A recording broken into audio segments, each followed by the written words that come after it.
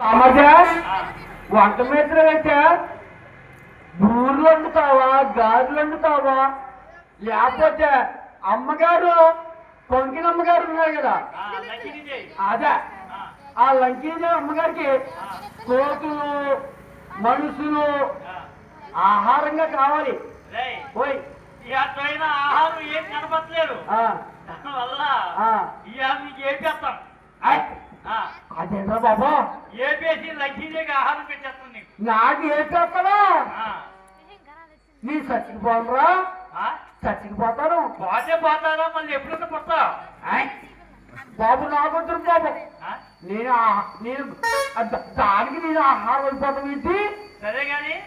నువ్వు లక్కీజీ గారి కేకే నీ వంట పురవాయించే ఏమిటో కొంగడమ్మ గారు ఏమిరా ఏమి ఇదే వచ్చేనమ్మ గారు వచ్చే